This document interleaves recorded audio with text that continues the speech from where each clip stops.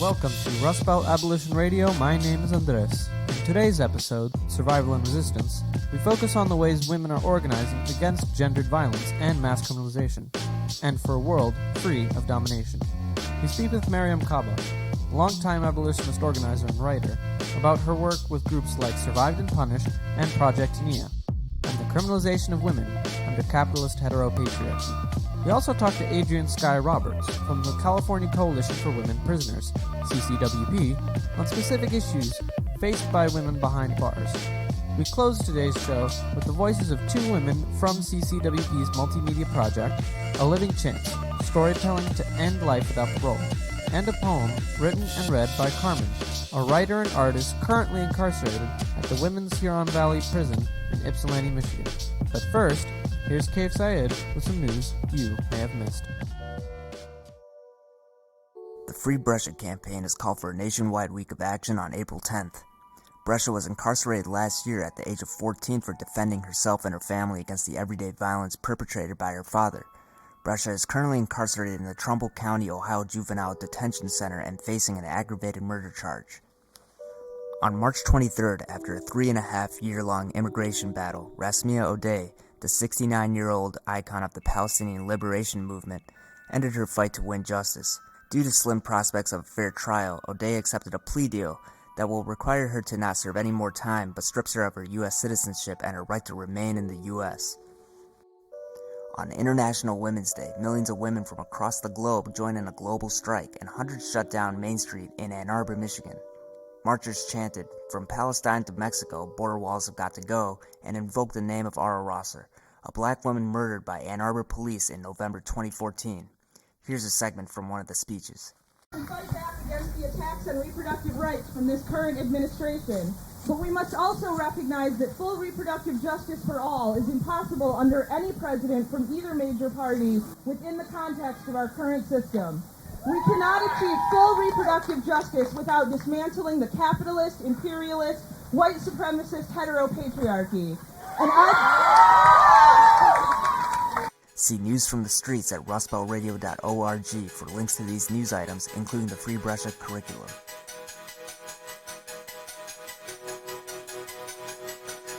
I'm Maria here with Cave Syed, and you're listening to Rustbelt Abolition Radio, an abolitionist media and movement-building project based in Detroit, Michigan. How do we understand definitions of violent crime when marginalized women are sent to prison or put under state supervision in response to acts of survival and self-defense? These are the kinds of questions we ask as abolitionists. Co-producer Alejo Stark and I recently interviewed Mariame Kaba to discuss the role of the criminal punishment system in the lives of women. My name is Mariame Kaba. I've been working around issues of incarceration and criminalization for many years. My work has been a lot of focus around young people in the juvenile justice system. Most recently, I'm one of the co-organizers and co-founders of a project called Survived and Punished that focuses on work around supporting and fighting alongside criminalized survivors of violence. I've been involved with many different kinds of projects. Most of them have some connection to anti-criminalization work or supporting youth leadership development, doing stuff around anti-violence work. So that's a little bit about me and what I've been involved in over the years. How do we understand mass incarceration when we start with and center women in our analysis? For me, it's the frame that's most useful is to think about mass criminalization over centering mass incarceration. And that is important because most people who are criminalized don't actually end up behind bars or locked up. But there are many ways that people are drawn into the larger project of the criminal punishment system. That has to do with being arrested. It has to do with maybe a short-term detention. That has to do with a lot of steps that don't necessarily lead to any sort of significant incarceration or any at all. That may lead to probation and surveillance of other kinds throughout the course of their lives. That's important because women, for the most part, are a smaller number in general of folks who are involved in the criminal punishment system, and certainly people who are incarcerated. So if you think about this as mass criminalization, then you see women in a different way, and you can actually see the role that the criminal punishment system has on their lives. It brings up issues of parenting in a different way because we live in a society that is very much still the person or the people who are responsible for the kind of day-to-day child rearing are often women. And in our society in particular, people who are targeted in incarceration are often poor and people of color. That's even more acute as to who is the one child rearing prior to finding themselves in the system. Over 60% of the people who are incarcerated in women's prisons are moms. And so you have a situation there where the removal of the mother, who's often been the person who's the primary caregiver of the children, is so traumatic on the family, plunges the family even more into more serious poverty because her, not just the child rearing, but also single mother providing person economically is ripped from the family. So that has all kinds of impacts on the community outside, so on the other side of the wall. You talk about mass criminalization, which extends the prison walls into our neighborhoods through surveillance and social control. How does this impact marginalized women, particularly those who are criminalized for their survival mechanisms? Can you talk a little bit about Maurice Alexander and the corollaries between the movement for Black Lives and the No Self to Defend project? The criminalization of survival and self-defense also has long roots. It's not something that's new, particularly when you look at the experiences of people identifying as women who are of color and poor. The trajectory often of women who end up in the system criminalized. You have to understand the violence and trauma that they experienced prior to incarceration. The numbers are that between 70 and 90% of women who end up incarcerated have histories of domestic violence and sexual violence in their lives. And so that says a lot about the role that plays in making people much more susceptible to finding themselves caught up in the criminal punishment system.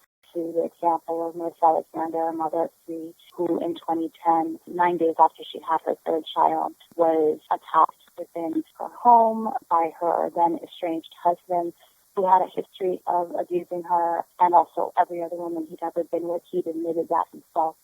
She fired a warning shot to ward him off, a shot that did not harm anybody, that got lodged in the wall of her house, and she ended up convicted after only a 12-minute deliberation by the jury.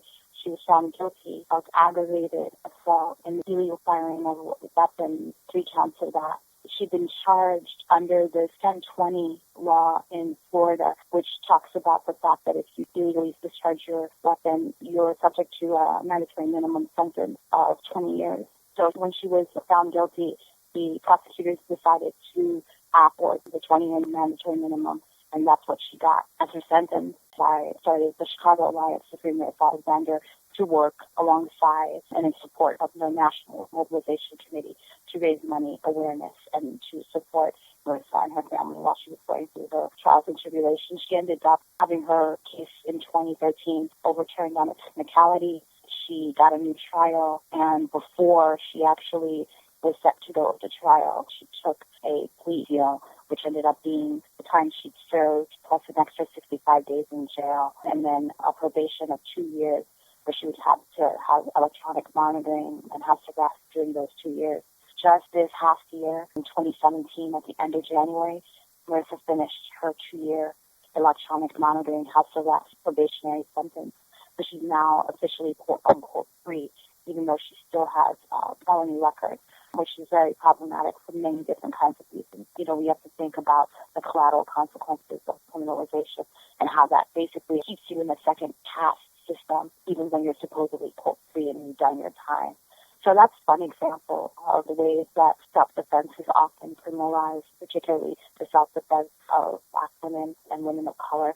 I was wondering if you could speak on carceral feminism. Victoria law defined that as an approach that sees increased policing, prosecution, and imprisonment as the primary solution to violence against women. What are the problems with a pro-criminalization approach to addressing violence? And how are marginalized women organizing to radically undermine this good victim versus non-victim criminal dichotomy? First and foremost, most people who are targeted by the system, because they're poor, gender nonconforming, people of color, they don't already have access often to those systems. Those systems were not set up in the first place to, quote, protect them. Those systems actually have worked to harm them already. So there's an increased suspicion of turning to those systems for, quote, help when it's needed.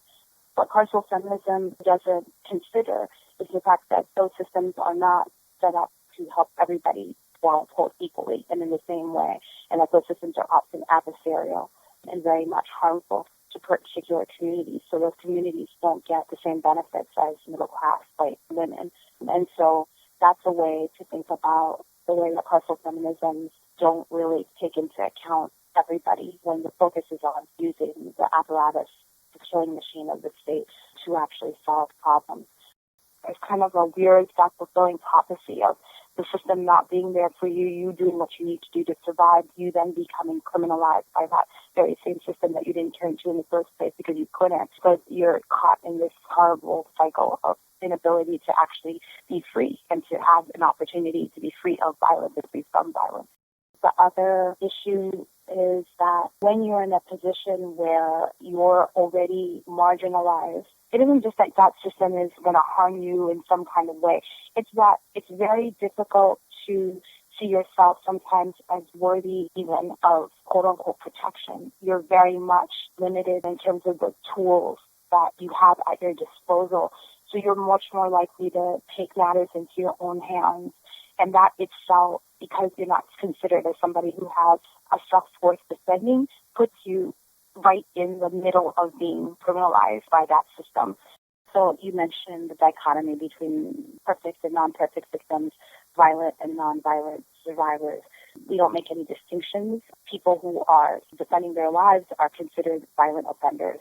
So we're not going to be making the dichotomy between those who use violence and those who don't, because actually that's not helpful, and it actually also doesn't tell you much about what it is that people are facing and dealing with. Can you briefly tell us what does abolition mean to you, and how specifically maybe you're organizing animated by a commitment to the abolitionist horizon? For me, abolition is a project of dismantling the systems of policing and government surveillance and incarceration, or at least working to make the conditions that allow for those institutions to exist and making those obsolete. And it's a project of building a different world, a world that does not rely on policing and imprisonment and government surveillance to address harm. It's also a real intervention in trying to end premature death. That's the abolitionist project. A lot of the ways that we think about things that are quote-unquote nonviolent are constructed by the state as such, but may be actually in fact violent, and a lot of things that we consider violent are actually not. But I would say we should confront the issues of violence. We should talk about the violence of the state and not let that be subsumed in the conversation. We have to talk about the fact that a lot of those people who are using violence were violated themselves, were survivors and sometimes just victims of violence in their lives. And we have to talk about how we're going to build structures that don't create more survivors and more victims on the outside before people even end up criminalized and incarcerated in the first place. I don't think you solve this issue by creating more violence, which is what locking people up does. More violence to supposedly end violence just doesn't make a lot of sense to me. For me, that's why I'm involved in projects that do use community-based accountability and transformative justice ideas and approaches to addressing harm. I think it's the only way that we're actually going to get at some purchase around these issues of violence in our communities, and that we act proactively to address it ourselves, because otherwise we're going to leave it to the long arm of the state to address, and that's only going to bring, again, as I said, more violence into our lives. Thank you for taking the time. Thanks. Take care. Co-producer David Langsap spoke with Adrienne Skye-Roberts from the California Coalition for Women Prisoners, an abolitionist organization comprised of members both inside and outside prison that challenges the institutional violence imposed on women, trans people, and communities of color by the carceral state. They explore the gendered and racialized dimensions of mass incarceration, the ways incarcerated women are organizing for survival and toward liberation, and the creative forms of solidarity that have emerged between those inside and outside prison walls. My name is Adrienne Skye-Roberts, and I'm a longtime volunteer of CCWP. Last month was my 6-year anniversary. CCWP, the California Coalition for Women Prisoners, was started by people inside the women's prisons in Chowchilla in the mid-90s when the governor of California was Pete Wilson. And together, organizers inside prison and organizers outside of prison sued Pete Wilson and the state of California rightfully claiming that the healthcare in prison was so bad it was cruel and unusual punishment. And the organizers inside ended up winning that lawsuit. So it was like a really historic moment in the 90s and in the prisoner rights movement in California. And yet nothing changed inside. But what that moment did do was catalyze this organization to organize against conditions inside, against the prison system in general, for people's freedom and dignity from both inside prison and outside prison. Could you briefly describe California Coalition for Women Prisoners as an organization? Yeah, so we are a grassroots prison abolition organization, and like I said, our membership is on both sides of the walls, and we take our leadership from people who are organizing inside prison, and so we do a lot. We're like a 2-person paid staff. Out of our principals, we only hire and pay people who are formerly incarcerated or directly impacted by incarceration, and the rest of us are all volunteers. CCWP has about 5 prison visiting teams, and we visit the 2 California state prisons for women every 6 to 8 weeks. We have a speakers bureau, which features formerly incarcerated people and prison survivors who speak at different events and universities and tell their stories. We're working on the Life Without Parole storytelling project, which is called A Living Chance. We're also doing support in the prison California Institution for Women east of Los Angeles, where there have been a number of suicides. And we have a newsletter that's been around for almost 20 years called The Fire Inside, and that features the writing of people in California's prisons for women, as well as legal information and some like art and poetry. I think that's more or less what we're doing right now.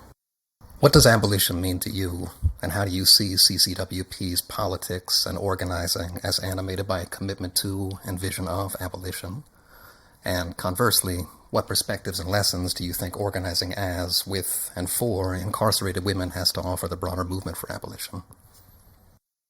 So one of the things that I find to be really unique about CCWP's organizing that I think has everything to do with like an abolitionist politic. CCWP is very much a family. It's very familial, feeling like there are very strong, very long-lasting relationships amongst members inside, and it's the kind and outside, and it's the kind of organization where, for myself, it's like, well, this is just life now. It's not just like the work or something detached from my everyday life. Like, this is just life, and this is my community of people.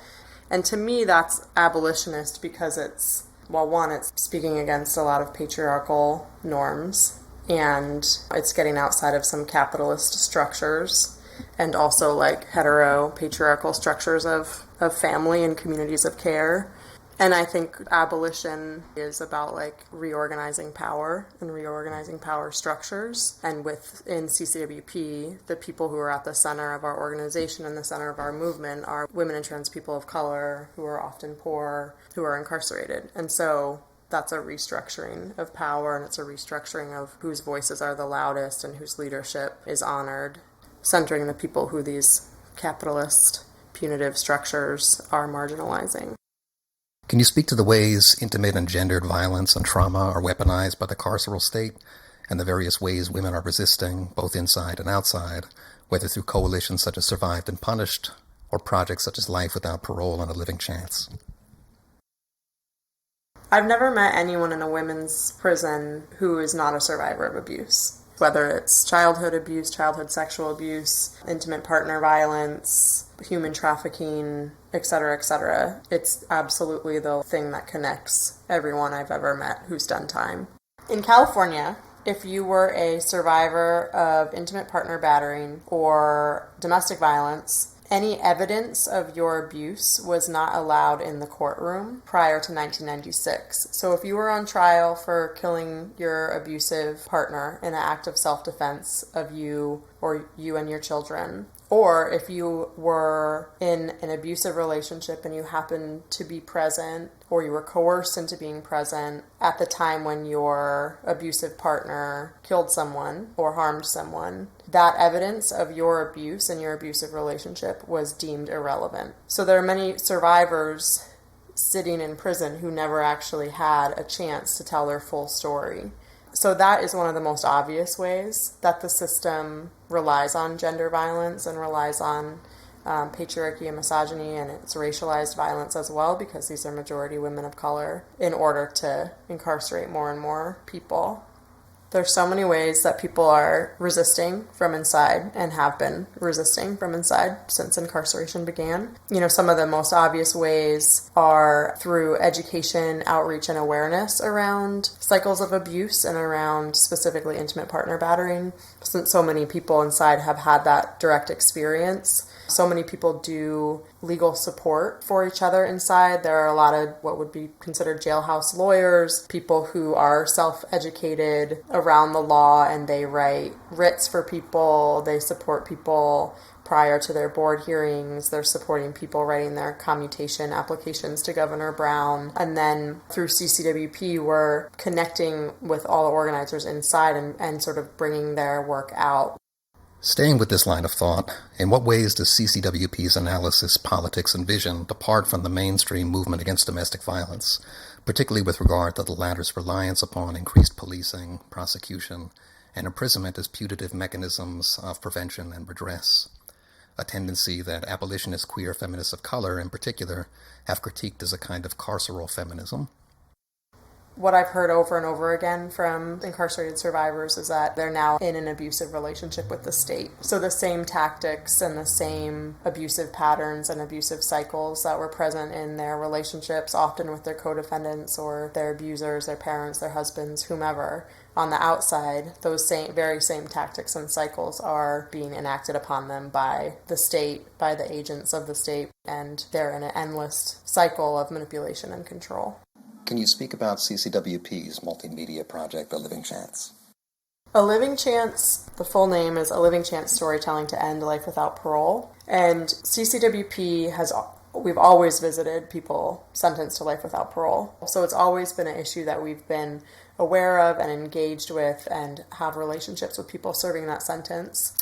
Because it's considered such an extreme sentence, it's almost never a part of any organizing platforms or political campaigns within the prison reform movement or prisoner rights movements. So people inside were like, it's really time that we start paying attention to this. And through our conversations, we figured, who better to educate the public about life without parole than the people who are serving that sentence themselves. So we started a storytelling project that's been ongoing now for 3 years. And it started with people writing us and organizing inside to come up with questions that they wanted to ask about the sentence, about hope, about survival, about life before prison, what they want for their lives beyond prison. And then they would send us the stories outside, and then we would arrange visits to go meet them in person if we didn't already know them, and actually record their voices and record their stories and learn more about them.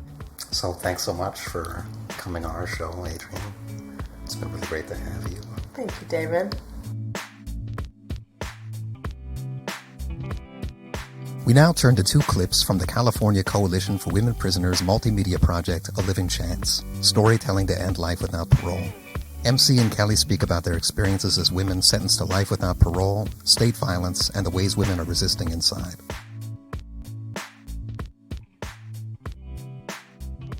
It really concerns me. There's been so much abuse of power we've been watching on the TV with the killing of a lot of young black males. And of course that extends to brown people, transgender people, people in low-income communities. The fact that the abuse of power is condoned, it's sanctioned, and there's no consequence for the abuse of power is scary for us, because we already live in such an isolated world. Our walls are opaque. They're solid brick walls with razor wire on the top. Cameras and media are not allowed in. Even for me to have this attorney room visit today, it had to be approved way in advance. There is a recording device, but there could be no cameras brought in. And at any point, the recording device can be confiscated. They can listen to what was recorded. We have no sense of safety in here. And so when police officers, state-sanctioned violence is allowed to occur at the level of murder on the street believe that we're going to suffer those consequences behind these bars. But no one is going to be able to record it. No one is going to be able to talk about it. There's going to be no proof that it happened. The proof and the evidence is going to disappear. Well, the ways I organize in here to try to help myself and others is I'm a part of a committee called the Juvenile Offender Committee. And it's really focused on anyone 21 and under at the time of their crime, because we know that coming in here at a young age, it's different to grow up in here. So we offer them workshops, we offer them tools, mentoring, anything like that to try to give advice so that they don't make the same mistakes that we did. Today we close off with a poem written and read by Carmen, a writer and artist currently incarcerated at the Women's Huron Valley Prison in Ypsilanti, Michigan.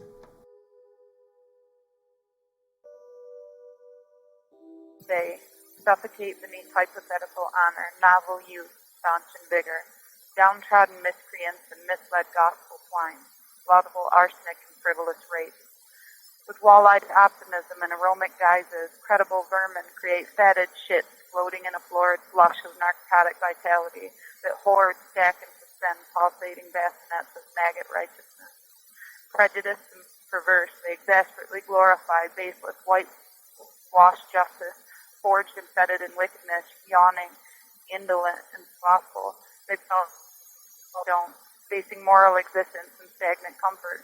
They amass inept, impregnable admissions, balmy atrocities, inflicting intrinsic reproach and robust lacerations. That oscillate somber, contrived impotence or havoc. Fickle, vagrant spurt, trickle egotism, issuing forth from impetuous brow and muzzles,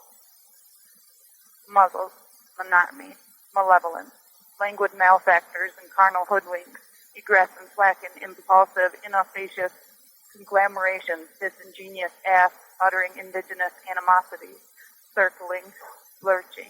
They seesaw and they purge, yearn and despair, pine and fret, whose insides are peppery compartments spouting forth crotchety humorism, assimilating grotesque coalescence and immutable discord in impudent depositories that deteriorate and damage the undefended.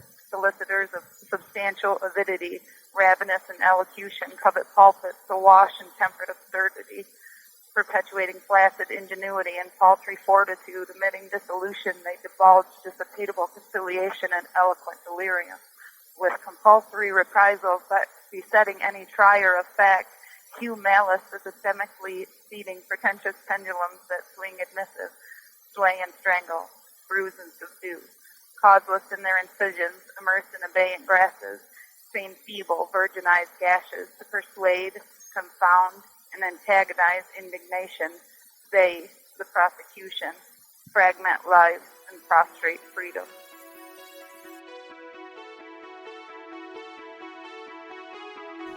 Thanks for tuning in. Check out our website at www.rustbeltradio.org. This show is co-produced by the Rustbelt Abolition Radio Team. Andres, A. Maria, David Langstaff, Kay Syed, and Alejo Stark. Original music by Bad Infinity.